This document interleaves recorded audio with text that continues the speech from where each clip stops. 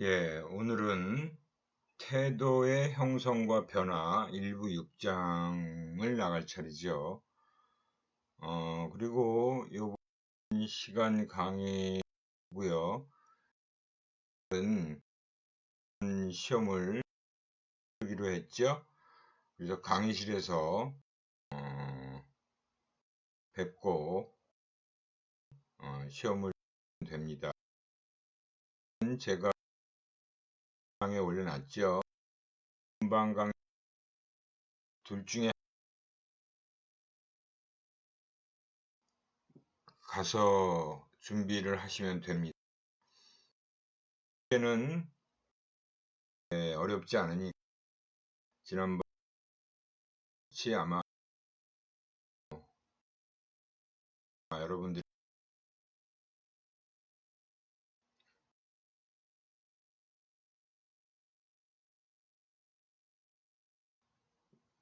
이번 시간은 이 진도를 나가고 목요일을 보고 그 다음 가도록 하겠습니다. 태도에서는 형과 변 메시지 소비자 태도라고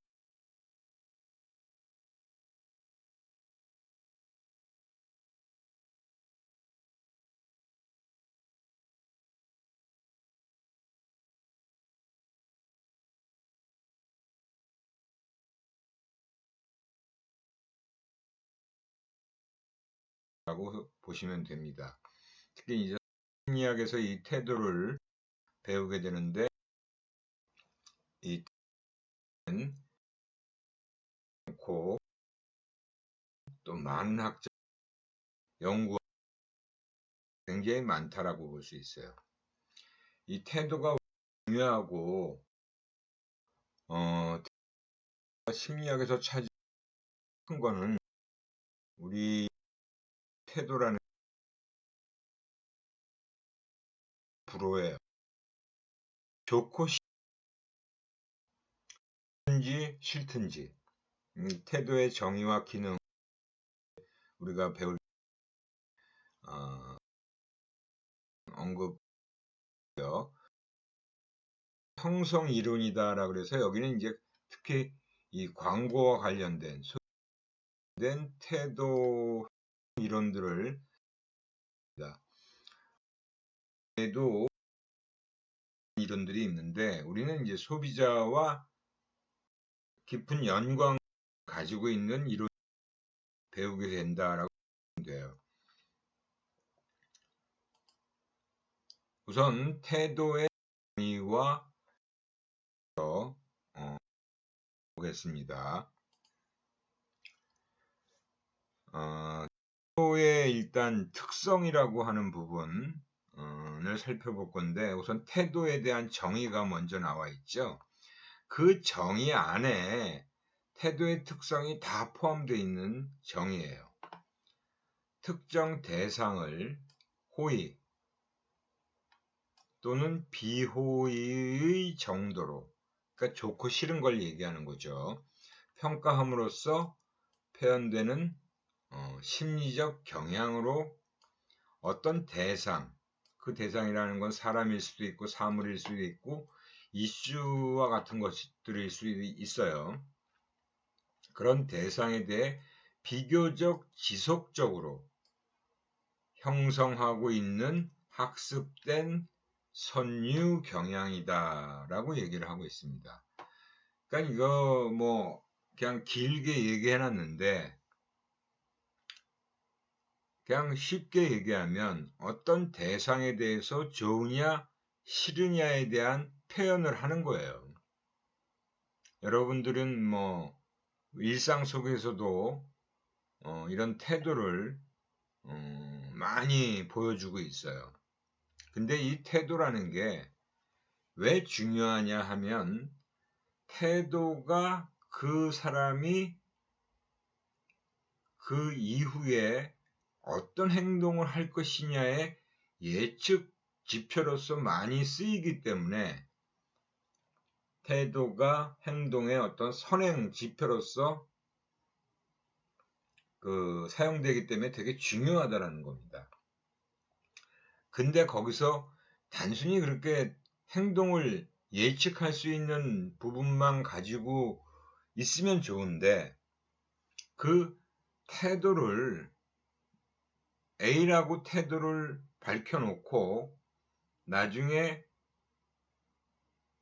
A-와 같은 일관된 행동을 보이면 문제가 없는데 태도는 A라고 밝혀놓고 행동은 B라고 만약에 하게 되면 그건 태도와 행동이 불일치하잖아요.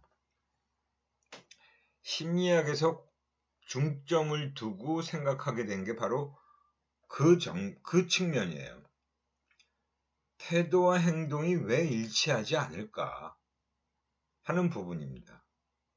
우리 속담에도 그렇고 우리 그 나라에서 사자성어로도 많이 쓰이죠. 그리고 또 이렇게 회자되고 있는 이야기도 많잖아요. 그죠? 그런 어떤 언행일치다라는 말. 언행일치가 뭐예요? 말과 행동이 일치하는 사람. 그죠? 언행일치가 되게 중요하다. 우리가 평상시에도 말과 행동을 일치하는 그런 모습을 보여야 되는데 언행이 일치하지 않으면 신뢰성이 떨어지는 사람이라고 생각하게 되잖아요. 야, 쟤는 왜 말은 저렇게 해놓고 행동은 저렇게 해? 그런 어떤 경우들이 많죠. 그래서 이 태도라는 게 심리학에서 매우 중요하게 다루어져 왔다라는 겁니다. 그래서 이 태도라는 정의에 포함된 그 개념의 속성들을 몇 가지 살펴보면 이 부분은 여러분들이 반드시 기억을 하셔야 돼요. 굉장히 중요한 태도의 개념의 속성입니다. 일단 태도는 대상을 가지고 있어요. 특정 대상에 대해서 가지는 거예요. 그냥 좋고 싫은 것이 어떤 특정 대상 없이 좋고 싫은 건 없잖아요. 그죠? 그게 사람이 됐건 물건이 됐건 어떤 이 의견이나 어떤 사회적 이슈거리가 됐던 그것에 대해서 나는 좋아, 싫어 하는 부분을 우리는 일반적으로 나타내게 돼 있다는 거죠. 그리고 그런 태도들은 또 지속적이다라고 볼 수 있어요. 한번 형성되면. 그리고 방향성과 강도를 지닙니다. 방향성과. 그죠? 강도. 태도의 강도라는 것도 있고 방향성이라는 것도 있죠. 그리고 선천적으로 타고나는 것이 아니고 경험에 의해 학습되어지는 거예요. 습득하는 것. 경험에 의해서 습득하는 것이다. 원래부터 타고날 때부터 갖고 태어나는 것이 아니다라는 것이죠. 그리고 태도는 직접 관찰할 수는 없어요. 특정 상황 하에서 형성되는 것입니다. 그러니까 또 상황도 상황 요인이라는 것도 굉장히 중요해요. 평상시에는 안 그런데 어떤 상황이 되니까 태도가 돌변하는 경우들도 있죠. 아마 여러분들도 그런 것들을 경험해 보셨을 거예요. 그러니까 태도라는 게 참 많은 것들을 포함하고 있다라고 보시면 됩니다. 그래서 원래 태도의 정의를 내리는 거에도 이론론과 삼원론이 있어요. 태도는 뭐다 라고 하는 것을 보통 인지, 감정, 평가라고 하는 행동, 인지, 감정, 행동 이 세 가지가 예전에는 다 포함된 것을 태도라고 했는데 요즘은 인지와 행동은 따로 띄워놓고 감정만을 가지고 우리가 태도라고 하자는 거예요. 호불호. 그래서 삼원론과 이론론이 있는데 최근에는 이론론에 더 비중이 실리고 있다라고 보면 됩니다. 그 태도의 구조에서 이제 나오죠. 삼원 이론이 주된 견해였으나 초창기에는 그 3원 이론이라는 게 바로 인지적인 요소와 감정적인 요소, 행동적인 요소가 다 포함된 것들을 얘기해요. 인지적인 요소라는 건 지식, 감정적인 요소라는 건 말 그대로 감정이죠. 좋고 싫은 거예요. 의도적인 요소는 행동, 성향을 얘기하는 거죠. 그래서 예전에는 태도라는 것이 이 세 가지가 다 포함된 것들을 태도라고 봤어요. 근데 요즘은 최근에는 이론론이라고 해서 1차원 이론에서는 바로 이 태도를 평가적인 의미의 감정만을 딱 띄워놓고 태도라고 한다는 거예요. 인지는 신념이고요. 의도는 행동 의도를 얘기하는 거죠. 그러니까 여기서 인지와 행동 부분을 분리시켜서 평가적인 감정 부분만을 태도라고 하자. 그래서 최근에는 1차원 이론이 그 견해가 더 지배적이다라고 할 수 있습니다. 그만큼 심리학자들에 의해서 이 태도와 관련된 많은 연구가 수행되어 왔고 사회심리학 내에서도 아주 다양한 연구들이 이루어져 왔어요. 그래서 다양한 이론들도 많고 태도와 관련해서 많은 연구 결과들이 발표되어 왔습니다. 그것들이 이제 다양한 분야에서 또 응용 분야에서 우리 지금 여기 광고나 소비자 분야 또 조직 및 산업심리학 분야 다양한 분야에서 이 사회심리학의 근간을 둔 태도와 관련된 이론들이 활용이 되어 왔다, 활용이 되고 있다라고 보시면 돼요. 그리고 이제 태도의 특성 중에 이제 태도의 기능이라는 것이 있습니다. 이건 이제 소비자 심리학 시간에도 우리가 다 배운 내용인데요. 태도의 어떤 4가지 기능을 얘기하고 있죠. 4가지 기능을 얘기하고 있습니다. 태도의 4가지 기능. 첫 번째 기능이 바로 그 태도의 기능적 관점을 보는 거예요. 기능적 관점. 대상에 대해 어떤 태도를 갖는 이유를 찾고자 하는 관점이다. 이건 이제 뭐냐면 뭐뭐에 대한 지식, 그 어떤 제품, 특히 이게 태도의 기능적 관점이라는 건 그 대상에 대해 어떤 태도를 갖게 되는 이유라는 건 뭐뭐 때문에 나는 이게 좋아, 뭐뭐 때문에 나는 이게 싫어할 때 뭐뭐 때문에가 바로 이 기능적 관점이에요. 그래서 이 카츠라는 사람이 태도의 4가지 기능을 얘기했어요. 첫 번째가 실용적 기능입니다. 실용적 기능. 유틸리테리언 기능이다라고 할 수 있는데요. 소비자가 어떤 제품에 대해 갖는 태도가 소비자가 바라는 욕구를 달성하는 데에 어떤 효용이 있는가를 평가한 결과예요. 그러니까 소비자들이 실질적인 실용적 가치라고도 볼 수 있죠. 그러니까 이런 것들은 뭐에 좋아, 그죠? 그래서 어떤 기능이 있어서 좋아, 실질적인 어떤 그 제품의 본질적인 기능에다 초점을 맞춘 게 바로 실용적 기능이다라고 보시면 됩니다. 그래서 우리 책에도 나와 있을 거예요. 그 옥수수 수염차 광고죠. 이게 제품 기능을 통해서 호의적인 태도를 형성시키고자 하는 실용적 기능의 광고 예로서 옥수수 수염차를 얘기하고 있습니다. 이 옥수수 수염차가 왜 좋은지를 광고에서 보여주고 있는 거죠. 그 다음에 이제 두 번째 기능이 바로 가치 표현적 기능이에요. 가치 표현적. value expressive 기능이다라고 하는 거죠. 가치 표현적 기능. 어떤 대상에 대하여 좋아한다 또는 싫어한다라고 태도를 형성하는 이유는 그 대상이 개인이 표현하고자 하는 자아 개념과 추구하고자 하는 가치 체계와 일치할 때, 부합할 때, 맞을 때 긍정적인 태도가 형성된다는 거예요.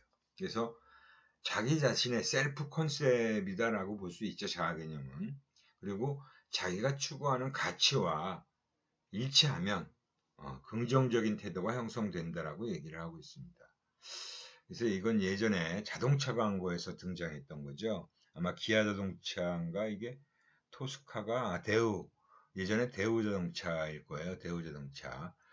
그게 이제 그 남성들의 뭐 진보를 향한 열정이라는 카피를 등장시키면서 가치 표현적 기능을 한 거죠.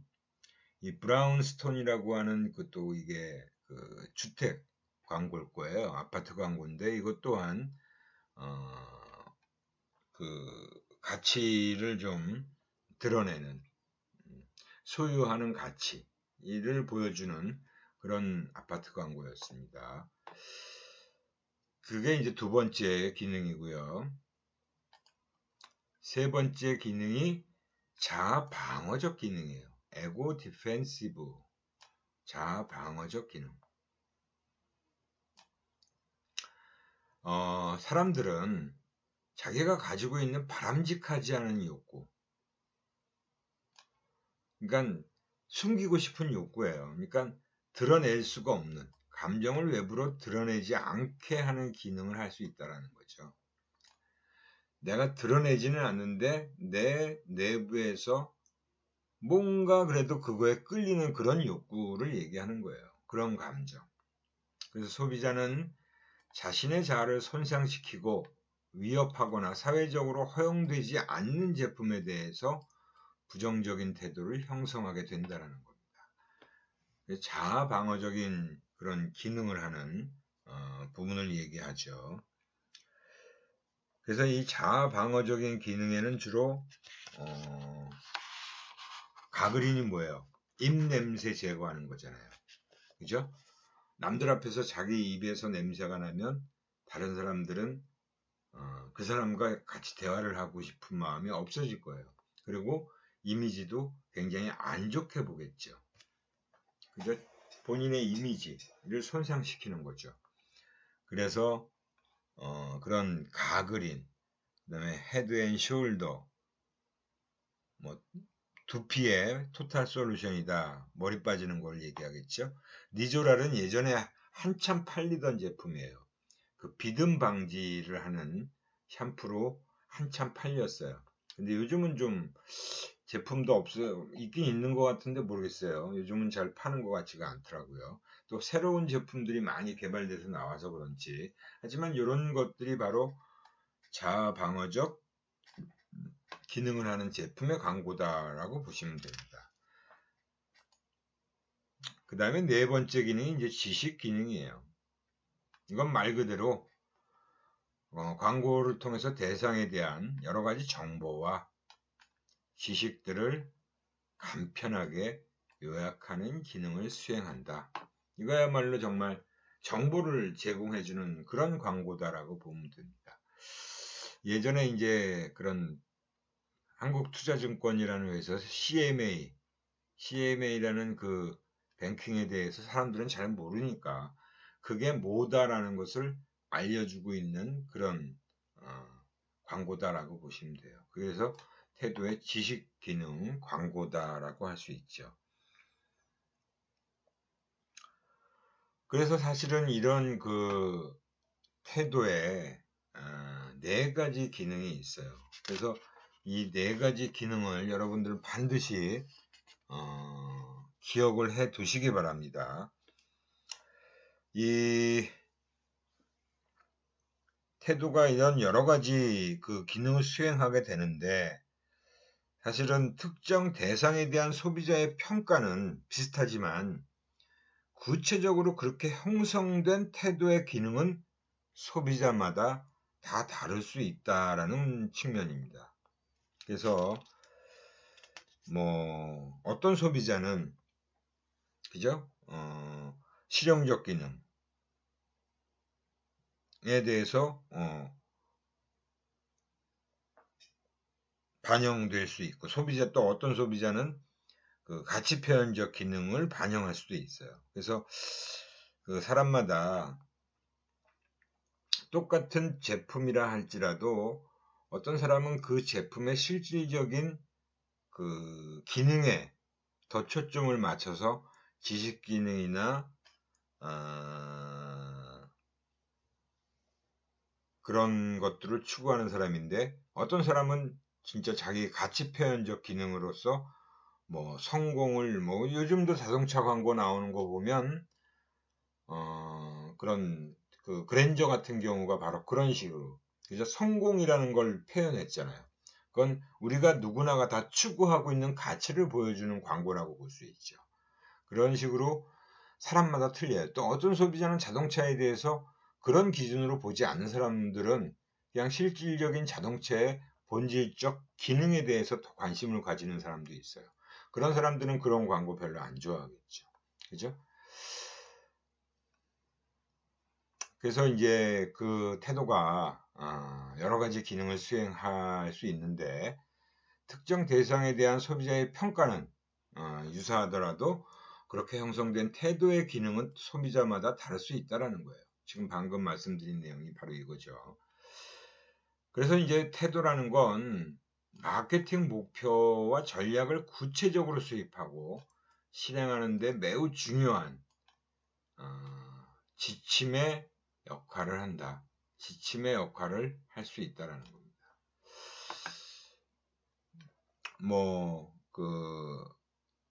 이게 아마 고현정이라는 그 배우가 나와서 아라비카 커피인가요? 이게 제가 지금 정확히 안 보이는데, 아무튼 그 커피 광고를 했는데, 그 아라비카 커피는 역시 실용적 기능을 강조하는 그런 커피 광고였어요.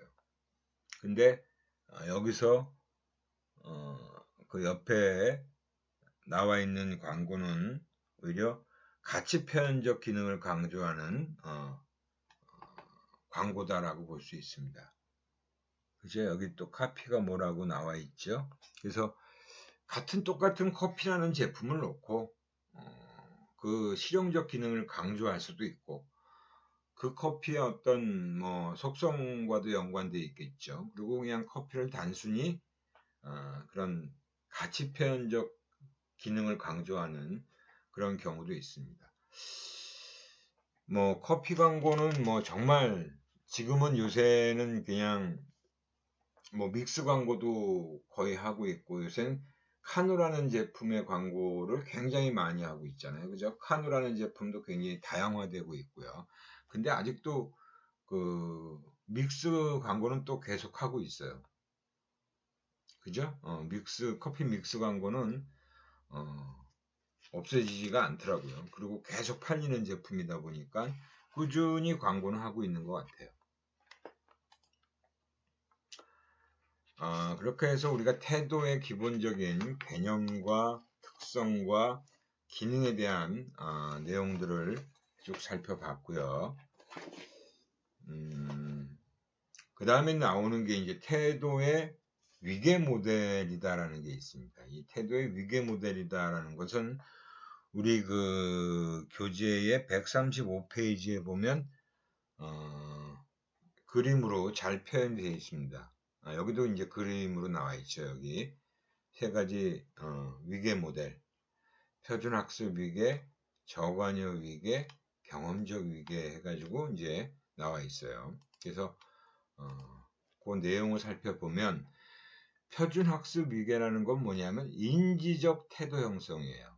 그러니까 먼저 인지가 작동되는 걸 얘기하는 거예요. 그래서 먼저 인지가 작동되고, 이러이러한 정보로서 나는 그래서 좋아. 그래서 나는 살 거야. 행동으로 연결되는 거예요. 인지, 감정, 행동이에요. 그래서 나는 뭐 때문에 이것이 좋아서 그래서 살 거야. 라는 거죠. 그런 위계를 표준학습. 우리가 일반적으로 대부분 다 이런 표준학습 위계를 위계에 해당된다라고 보면 돼요. 그래서 구매를 결정하기 전에 태도를 반드시 형성하고, 그 태도를 형성하기 위해서 제품에 대해서 깊이 관여하고 많은 정보를 탐색하기 위해서 동기화된다. 정보에 대해서 많이 이제 취득을 하죠. 그리고 주의 깊게 대안을 비교 검토하는 신중하고 합리적인 존재다라는 그런 차원에서 표준학습 위계를 얘기하는 겁니다. 근데 이 표준학습 위계가 항상 이렇게 표준학습 위계가 이루어지는 건 아니죠. 그죠? 인지, 감정, 행동 순서로 항상 프로세스가 일어나지 않아요. 그래서 일반적으로 우리가 일상적으로 사는 제품들은 저관여 위계라고 보시면 돼요. 그래서 행동적 태도 형성이다. 우선 인지, 내가 뭔가를 생각하게 되면, 그죠? 바로 사는 거예요. 그래서 뭐 사보니까 좋은데 이렇게 되는 거죠. 대상에 대한 태도가 행동의 근거에서 형성된다는 거예요. 그러니까 먼저 사는 구매 행동이 먼저 일어나요. 그리고 나서 나중에 평가가 이루어지는 거죠. 그래서 좋은데 싫은데가 형성된다는 거예요.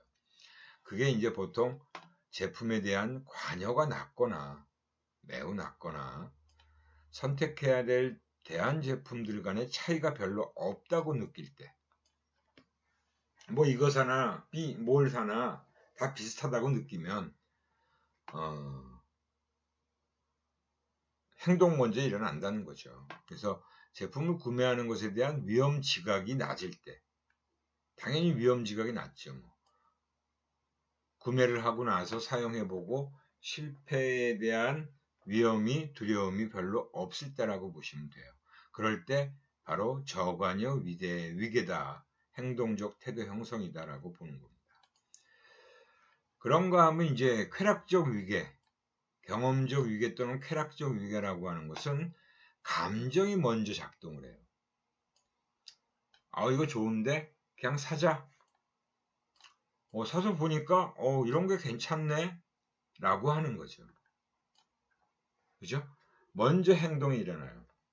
감정이 일어나요. 감정이. 그래서 감정적 반응을 기초로 행동을 하고 행동 이후에 그 대상에 대한 지식을 차후적으로 갖게 된다는 거예요.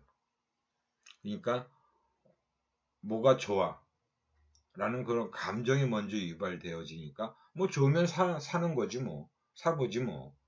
그리고 나서 이런 거가 괜찮은데 이런 게 좋은데 라고 이제 지식을 그 이후에 형성하게 된다는 거죠. 그래서 이 세 가지의 위계 모델의 차이가 분명하게 이루어졌죠, 여러분들. 표준학습 위계는 인지가 먼저 작동을 하고요. 그리고 감정이 유발됩니다. 그리고 나서 마지막에 행동이 일어나는 거예요. 그래서 인지적 정보 처리에 근거한 태도가 형성되는 거죠. 저관여 위계도 인지가 먼저 일어나긴 해요. 그렇지만 바로 행동이 발생합니다. 그리고 그 다음에 그래서 좋은데 싫은데가 나중에 형성되는 거죠. 감정이. 그죠? 행동적 학습 과정에 근거한 태도. 그죠? 그리고 경험적 위계라는 건 뭐예요? 감정이 유발돼요. 먼저. 좋으면 사지 뭐. 그래서 행동을 하게 되고 이러이러한 것이 좋은데 쾌락적 소비에 대한 소비에 근거한 태도다라고 하는 겁니다. 그래서 이 세 가지의 구분을 여러분들이 명확하게 구분하실 필요가 있다라는 거예요. 표준학습 위계, 저관여 위계, 경험적 위계가 어떤 식으로 프로세스가 일어나는지 반드시 기억을 해 두시기 바랍니다.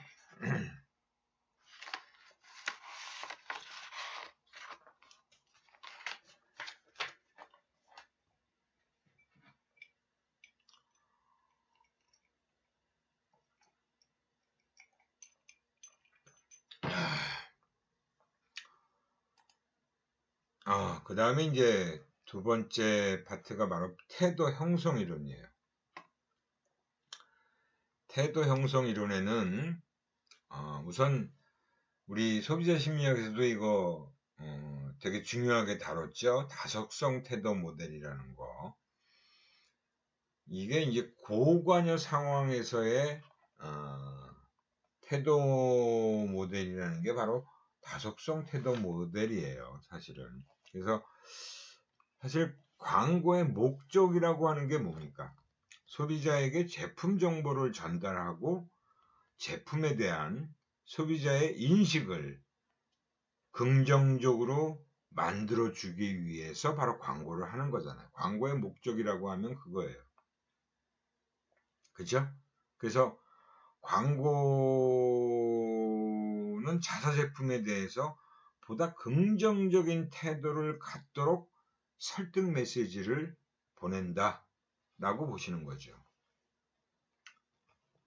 그래서 설득적인 광고 메시지에 노출된 소비자가 정보 처리 과정을 거쳐서 제품에 대해 긍정적 또는 부정적 태도를 형성하게 되고 나아가서 구매 행동에 이르게 되는 것을 태도 이론들을 설명하고 있어요. 그런 과정을 이제 설명하기 위해서 태도 이론들이 다양한 측면에서 설명들을 해주고 있습니다.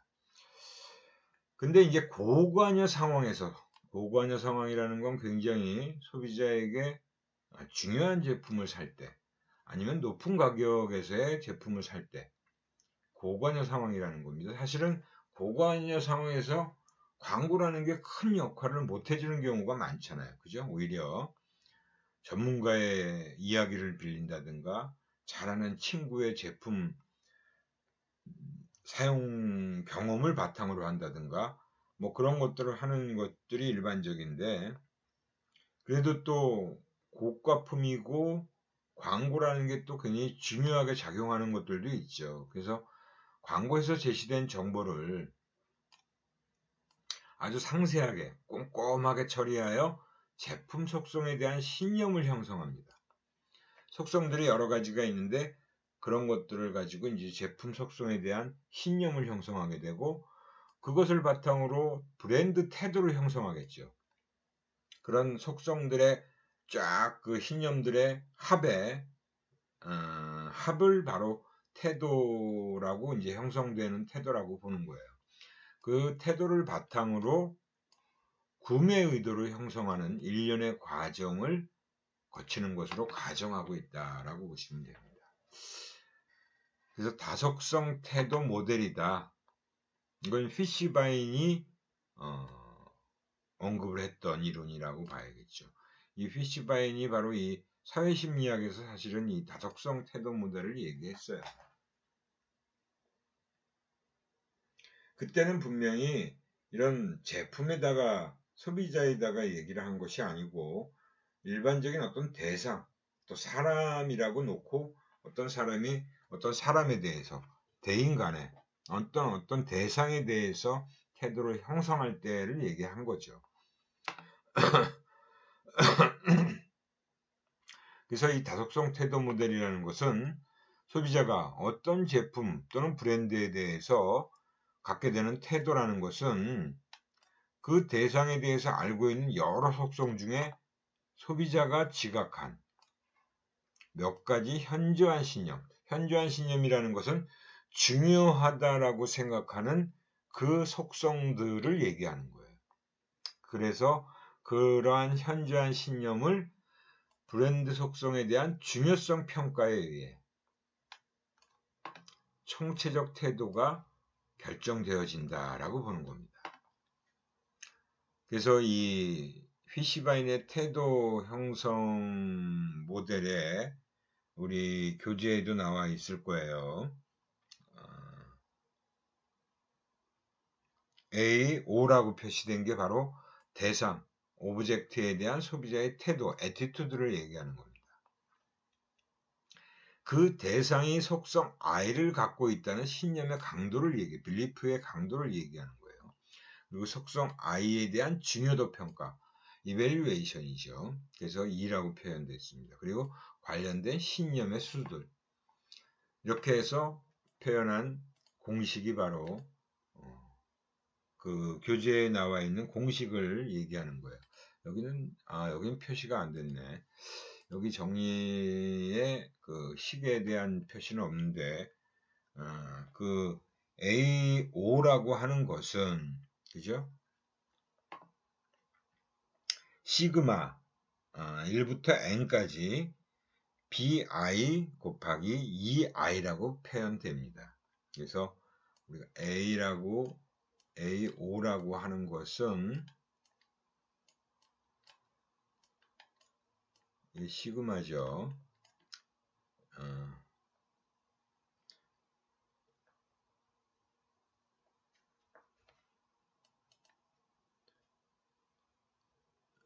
이게 이게 작게 나와서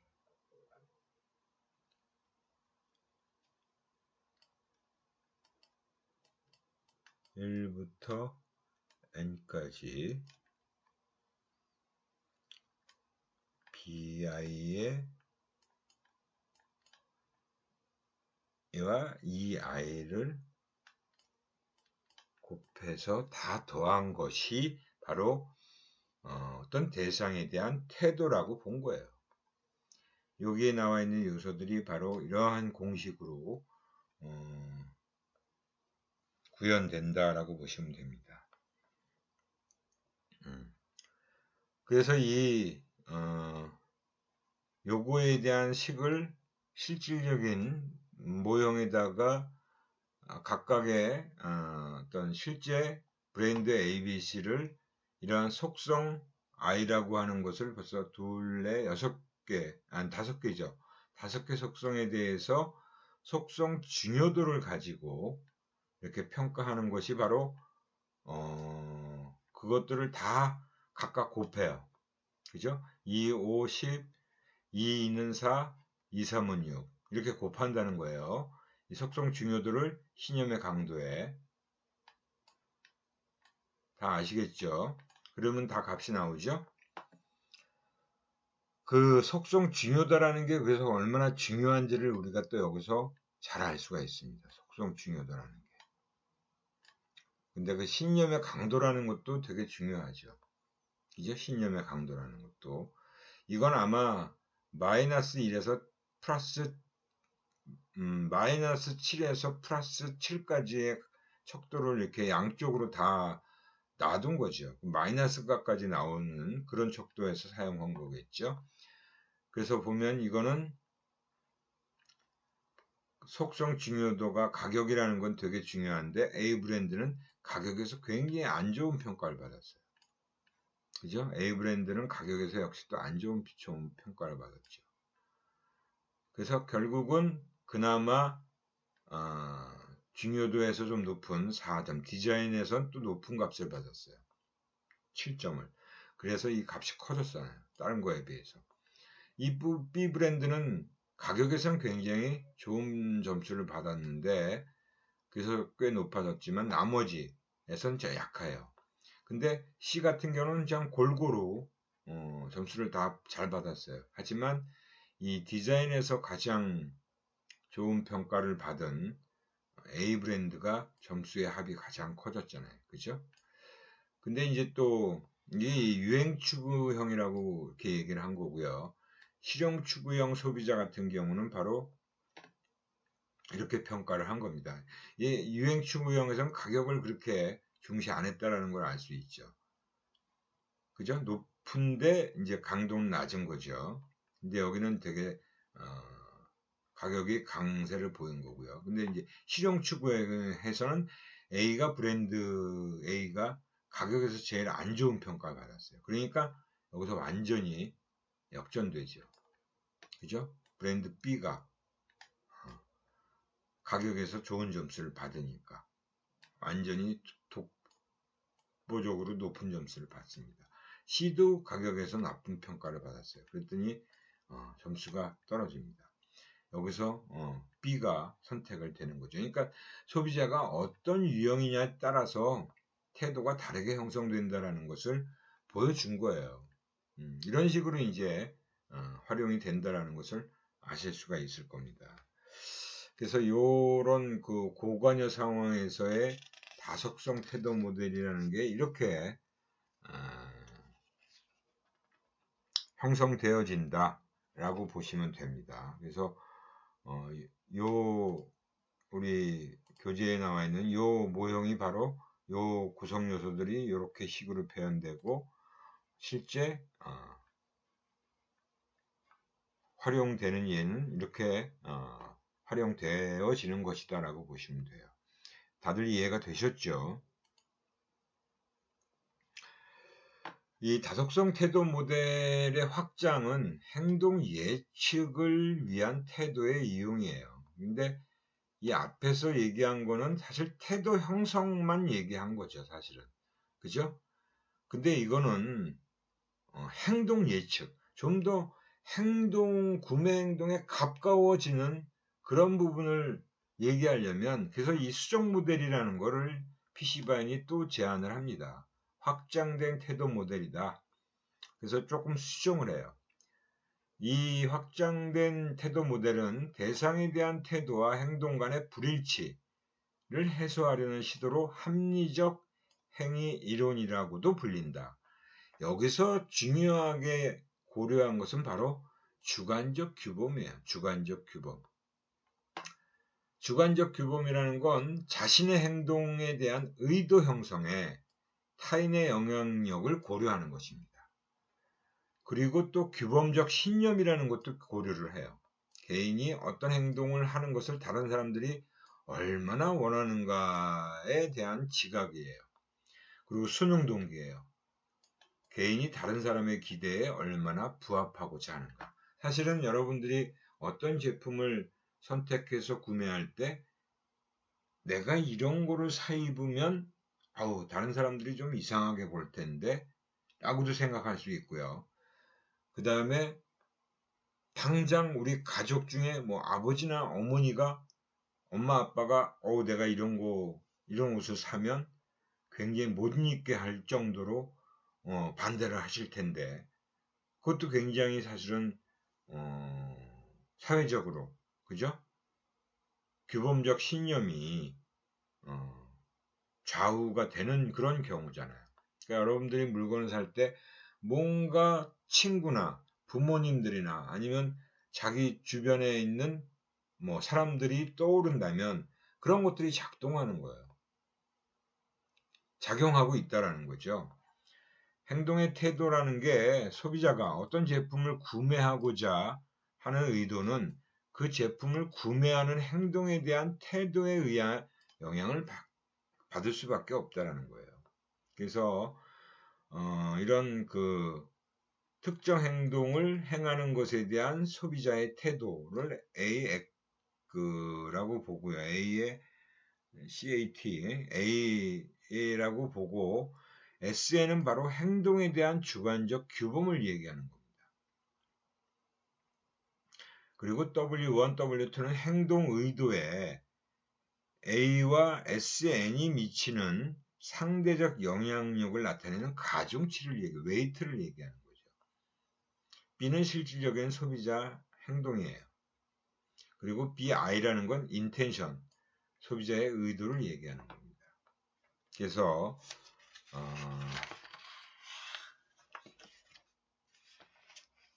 BI라는 것은 바로 W1의 A 액트.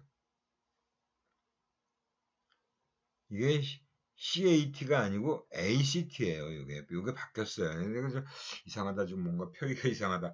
액트라는 걸 얘기하는 겁니다. ACT. 그죠? 특정 행동을 행하는 것에 대한 소비자의 태도예요. A 액트는. 그래서 우리 교재에도 그 공식이 나와 있죠.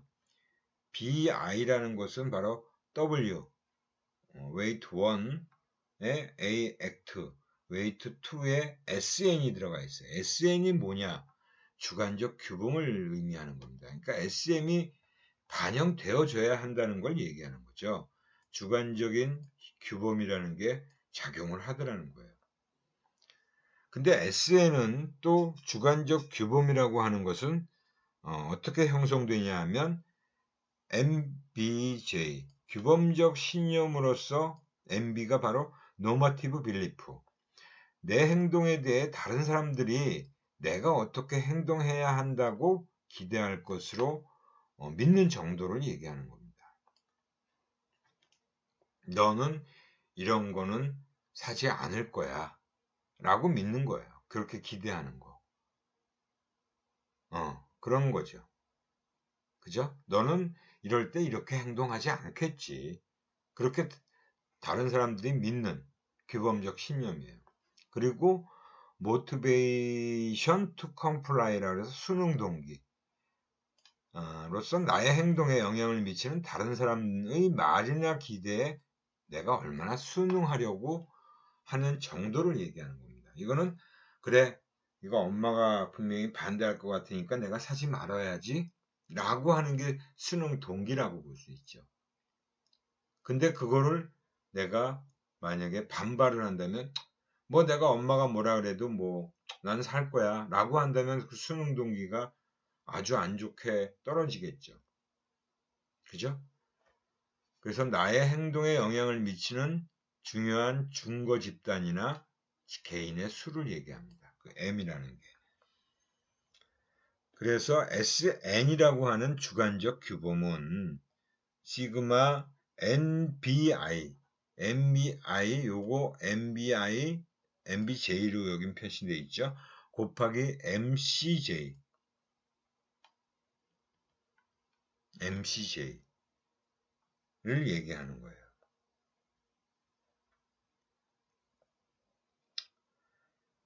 그래서 사실은 우리가 구체적인 행동을 할 거냐 말 거냐, 어떻게 행동을 할 거냐는 합리적 행위 이론이라고 얘기하는 것은 바로 이러한 것들이 고려가 되어야 한다는 거예요. 앞에서 얘기했던 다속성 태도 모델은 단순히 그냥 어떤 태도가 형성되는 것만을 했지 거기서 완전히 행위까지는 예측하기 힘들다라고 본 거예요. 그래서 정말 구체적인 행동 예측을 위해서는 바로 이런 측면이 고려돼야 된다. 주관적 규범이 반영돼야 된다라고 해서 이 이론에 대해서 수정을 한 겁니다. 피시바인의 확장된 태도 모델이라고 하는 것이 등장하게 된 거예요. 그죠? 그래서 요거에 대한 부분은 다음 시간에 다시 얘기하도록 하겠습니다. 오늘 시간이 많이 흘렀네요. 예, 여러분들 목요일날 시험들 잘 보시고요. 또 오늘 배운 내용 중에 질문이 있으면 질문 코너에 꼭 등록들을 해주시기 바랍니다. 예, 수고들 하셨어요.